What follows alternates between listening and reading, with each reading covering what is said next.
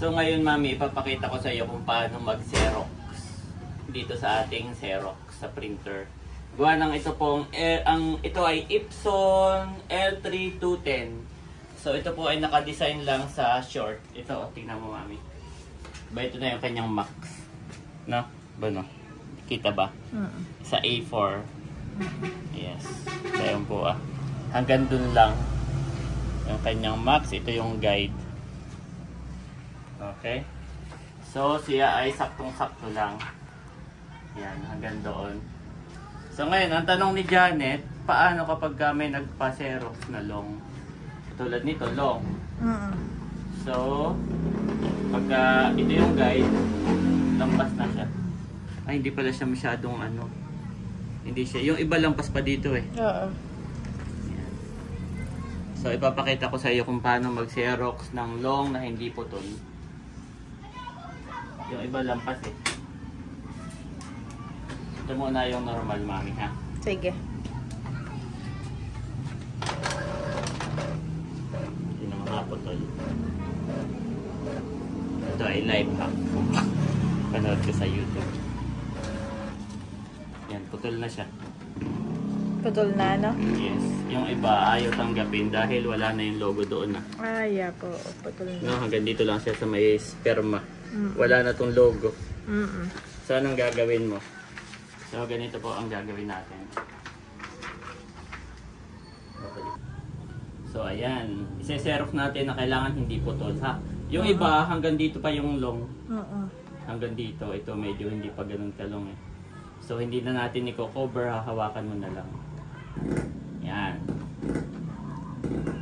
Tapos, habang nagse-xerox, utay-utay mo siyang hihilahin. Nang hindi inaangat, no? Oo, nang hindi inaangat. Utay-utay mo hihilahin. Yan, makikita mo. Meron na. Yes. Tapos, hindi nag-sacrifice yung mga print. Kompleto pa rin. Wow.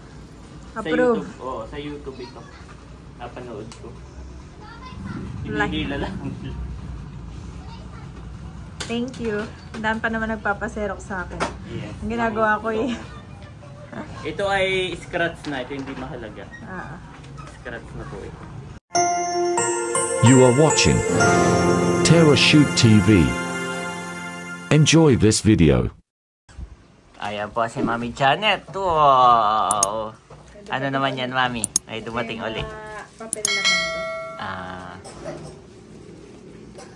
May nag-comment Yes. na. Yes. Bakit hindi lang daw sa isang store? Ay, hindi lahat ay available sa isang Hindi kompleto. So, no. Kung pwede nga ganun lang, para isang shipping fee lang, isa lang yung kausap mo. Yun ang advisable. Dati si Andres. Yes. Tapos ay nag-try naman ako doon sa Manila. Kaya lang ang mahal kasi ng tracking dito. Yes. Kaya ito na ang the best option na meron ako. Kumbaga inano ko rin yan. Trineck ko rin yung ganong strategy. Nakain po si Andres. Ngayon kami nakakain na ng lunch. Si Andres ay ngayon palang nakain at kagigising. Dito. Kagigising ni Andres. Haba ng tulog niyan. Area sa water. Yes. Wow! Grade 1. Aking grade 1 ay paubos na. Okay. Kaya pala mabigat yan. Dalawang grade 1 na Mika. Si Andres ba kailangan na niya? Hindi pa naman. Pwede. Grade 1 na ba yan? Ay ito, meron pa po ditong dalawa guys. Ito naman ay mga ano. Kasamahan pa ng gift. Yung paper bag na pang gift. Kasamahan pa ng gift bag. Dapat baka maano. Yep. Basta wag mo lang sisirain na yung ano tawag dyan? Waybill. Para pwede siya ma-refund.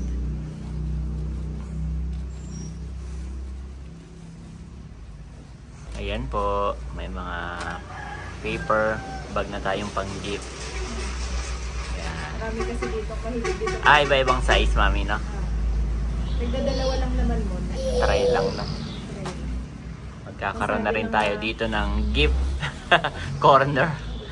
May naghahanap ng balloons, ng popper, Kanina, party wrapping popper. Wrapping paper kanina.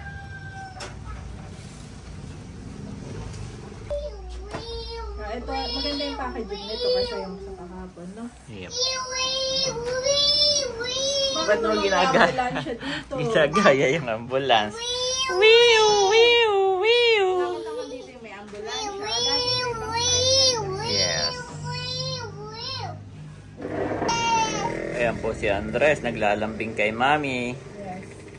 Bago ako makatapos sa isang gawa, Daddy ay... Kailangan bibigyan mo siya ng time. Oo. Laging ganon. Kanina umaga, ganon din.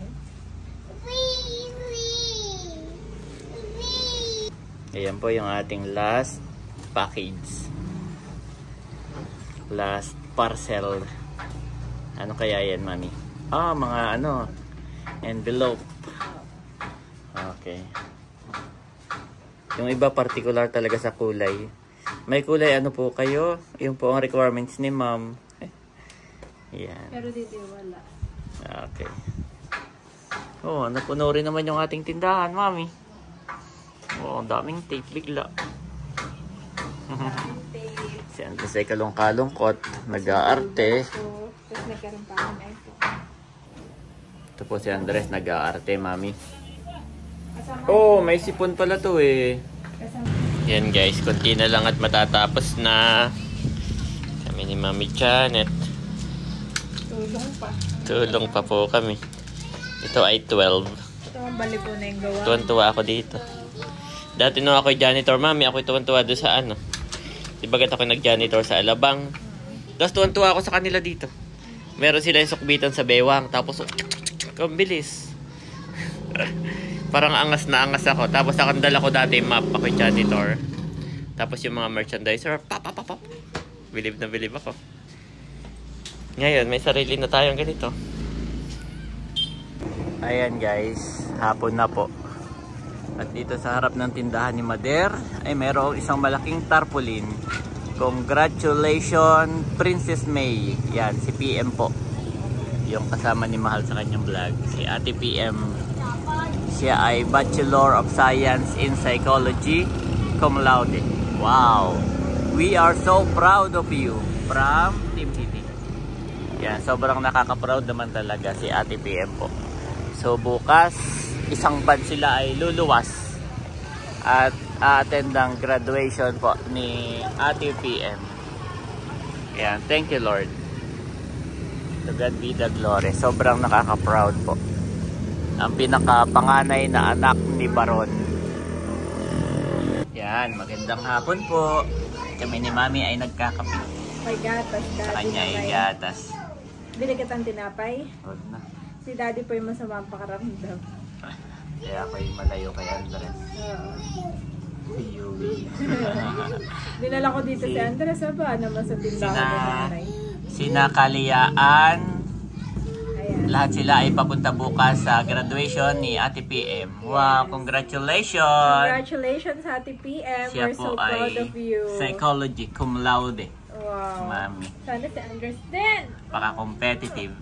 Pero si Andres hindi ko man nire-require. Basta makatapos lang, Andres. Enjoy life. Enjoy life, ha? Yes. Tukakit ang water. Basta makatapos ka, hindi ko naman nire-require na kay first honor. Pero ako, Ah. pangarap ko ay syempre kahit pa paano yung may wisdom si Andres. Honor siya, Yes. ganyan. Oo naman. Iba pa rin yung magaling siya sa speaking, writing. Oo, yung ganon. Yung may skill si Andres. Yes. Yan. Pero Ano, ayoko prayer namang ko. mag-focus siya masyado. Ay, oo. Gusto ko may naman mga buhay siya outside, ano. yes, basketball or kung anong sports, O music. music.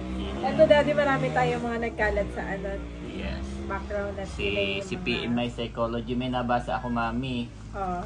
na ang mind pala, ang ating isip Oo. ay mahirap diktahan Oo. ng kaya dapat i-train natin ang ating isip na mag-isip ng positive, hindi ng Daddy, negative. wait lang ha. Kuka ka lang si Andres ng water. Ay, sige. Wow, may nabili na nung kay Mami Janet na ipit. Yes. Thank you po. Thank you po. So ito po ay doon na ni Mami nilagay. Tapos ito lahat ay accessories na. Kasi dati kahapon yata may nabili kay Mother ng accessories, no? Hindi niya makita na kahiwalay daw yung isa doon na. So yun po pinagpalit niya. At marami nang nabili, Mami. Congratulations. Wow. Good job naman. So ayun, may bumili lang. I'm back na, Daddy. At And si back Andres na. ay busy na sa kanyang Yung kay ating Kalalay. kwentuhan na yung tungkol dun sa psychology. Sabi ko, ako may nabasang article na yung ating isip pala ay dapat pinapractice natin mag-isip ng positive kaysa sa negative. Kasi marami tayong negative na hindi natin sinasadyang isipin or sabihin, Mami, sa ating buhay. Na dapat, may mga way pala. Halimbawa, Ako yung nagdadatas lang. Mami, huwag kang mag-imagine ng elephant. Pero nag-imagine Yes, di ba? So, ganun marami po tayong nagagawa na negative. Kasi negative yun eh, huwag kang mag-imagine ng elephant. So, may iba palang way kung paano ko sasabihin yon na wala yung negative words. Halimbawa, si Andres, palalaki, sasabihin natin, Andres, huwag kang kumain sa sopa. So, mali pala yun. Siya sa sofa. Oo, kasi kakain siya sa sopa kasi yung sinabi ko, huwag kang kakain sa sopa. So, dapat pala, Andres, sa table ka kumain. Ganon. Ibang command. So, kahit daw yung mga pilot, alam nila yon. Iba yung mga command sa kanila. Parang hindi sa kanila sinasabi na avoid. Parang natatakot ako ba sa mga bata. Wait lang. Hindi nila sinasabi, Mami, sa mga pilot na avoid obstacle. Kasi pag sinabi mo yun, nakikita nila. Yung mga skydivers, avoid the tree, avoid the obstacle. Kasi pag sinabi mo daw yun, ang dami mong makikitang million tree, tatama. So wala kang ibang gagawin, kundi i-avoid mo yun, ang focus mo.